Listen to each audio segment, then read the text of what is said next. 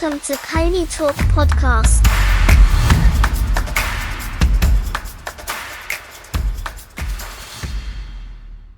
Hello, everybody. How are you doing? I hope you had a lovely weekend. You are listening to Colney Talk Podcast, a byte-size show. I'm your host, Alex. First-time listeners, thank you and welcome. And for my other returning listeners, glad to have you as well. On the show, I pick out my top 3 Arsenal performers in the game and the other guy who didn't play up to his standards or had a poor game. I guess it's safe to call it a return of the classics, the Super Sunday, that is, Arsenal versus Manchester United at the Emirates, a beautiful atmosphere. It was indeed a special matchup, and it definitely lived up to the expectations. What a game. 3-2 victory, let's just put it out there. Although it was a game of two halves, one full of sloppiness and mistakes in the first half. I mean, playing poorly as such in our ground is very uncharacteristic of Arsenal, knowing how much we expect to play, what our level is, which is our identity, how we continue to show the quality in our possession. I mean, a number of our top quality players were performing badly, but the intensity meter in the game was just past its dial. It was really way up. It wasn't just our usual dominance. I mean, quick start in the first half, scary good passes by Zinchenko, but not your dominant possession in the first half and how we take control of the game as usual. It looked like an even possession after things settled down a bit. Sure, it was contributed by some of these poor individual performances and silly mistakes. Yes, it did lead up to that, or didn't keep things in the flow and rhythm that we normally would continue to grow on and into the game as we move into their box. Man U, that is. Although there weren't much shots in our box by Manchester United. Yes, they did have their own share of possession, but that was just about it. Man U's first goal was all party. It was all party's egg. I mean, the nutmeg, the side pass, he didn't even get close to him. Well, I mean, that's how the game started, and that's that. And then in the second half, I saw magic. Saka, Eddie, Xhaka, Zinchenko. I mean, Martinelli, I'll throw him in there too. But after the equalizer by Man U, you could tell the players were going for the knockout. This is the 2-2, score that Man U equalized. But to think that we will settle for a draw, you're joking. I mean, especially in our ground, that was not going to happen. This is Man U we're talking about. And Man U could not match our intensity. These players, they knew the business. Boy, did we pepper them in their box. Like, this was a change of game. We responded after the first goal by Rashford. And then when they equalized in the header, we just took this up a notch. And this is what we're beginning to see from the team. This is how we continue to show our identity. A very good display of producing consistent waves of pressure. Such is our identity. I can make that assumption. It was great to watch. That was top quality team, and that's how we do and possess games. And it's actually good to see us play this way when we're chasing the lead, trying to equalize, or just go for the knockout. So we did all that. Ball movement was so rapid. They kept the defenders on their toes. The dynamism of certain players served us big time in this game. I mean, even us viewers couldn't guess what was going to happen. It was such a great display. Like, these players, they had heart. They had this fire. They were not going to settle. No team would usually settle, as they would say, but you can see there was an extra gear coming from certain players, especially in the attack. We were containing them, and we did contain them. I mean, in every sense of the way in that later part of the second half. Really delighted to see Trossard's contribution immediately, which obviously led to a winning goal.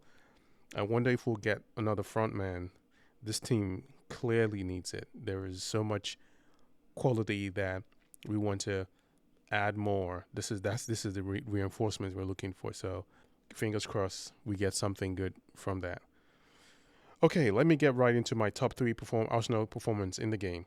Eddie, start out first man, scrappy game, goal poacher, game awareness, persistence. I mean, you go back and look at least 16 seconds of that first goal. Everything that he was doing, contributing or making sure that he was going to step in there to score. Yeah, their defense was in trouble. but Eddie played really well. I keep seeing him raise his game in different situations. He's lethal in the box.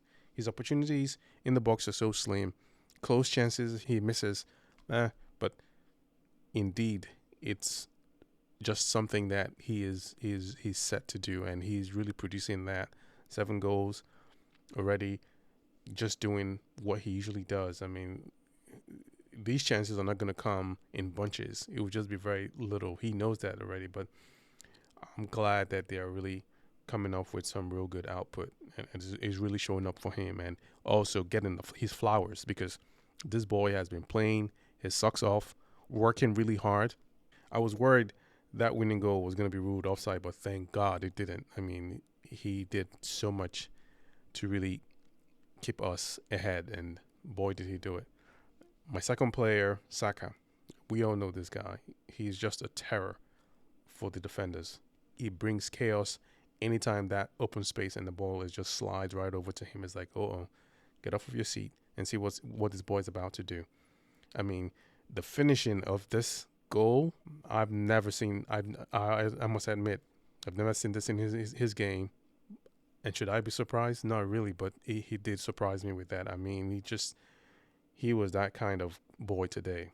That was a certain kind of shot. I was blown away. To think he was close to doing this twice. I mean, yeah, we're just only seeing more.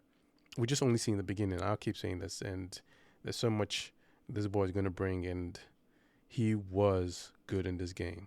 He was up for it. He knew the stakes. He knew this was all bright lights. Definitely, he had a share of battles with Luke Shaw, but I'm sure Luke Shaw was really uncomfortable. Who wouldn't be playing in front of Saka? I mean, it's not supposed to be. It's not an obvious. It's no longer an obvious statement. That's just the facts. That's how it happens. Saka really did do a lot in this game. And then my third and final guy is Zinchenko. Such an amazing leader. He's a transformative player. Fluid passes. He was today's conductor, in my opinion. The way I saw this game, the way he was just moving, he made sure that we did not settle. I can't tell you how happy I am to have this guy at Arsenal. He made sure we finished this game with a win. The last few minutes was all him. Passing, retaining the ball, intercepting, communicating with the players, especially with Xhaka, just superb. It was so astonishing the way he commands the ball and distributes at different positions. His spirit, his passion, authority in the game is such an amazing quality. I cannot say much more about this guy, and it really can't be measured. It cannot, especially what he does in the locker room and how he transmits that on the field. Yes, Eddie won us the game, but by far, Zinchenko was my man of the match. He did everything to make sure that we put our foot all the way down to get that win. Every other player that contributed did what they were supposed to do, but it somehow started or was pushed further from Zinchenko. He just did it today and definitely deserves all the credit. Now, my other guy today was Ben White. I mean, it was just I was really disappointed and shocking from him for a guy that he plays an okay game too. He plays a really good game. Ben White is so good that you don't talk about him. That's how I've known him. But today, it was just about his sloppy passes. He didn't have the drive. I watched back the game. It wasn't just his passes. He often left Rashford alone. I couldn't understand it. He clearly didn't bring it to this match. No fire, no control, just not good. I wasn't sure. I mean, good thing he got yanked, in the half, and I don't know. He needs to reset or something. But this was unlike Ben that we usually would expect him to be, or what he would do, or how he would shut down these players. He just didn't have it. And can I just say, and hopefully I'm not jinxing it, the yellow card reset should be kicking in so we can all breathe a sigh of relief. I mean, for Saka and Saliba to stay under control, all this while we're playing these great intensive games with these big matchups.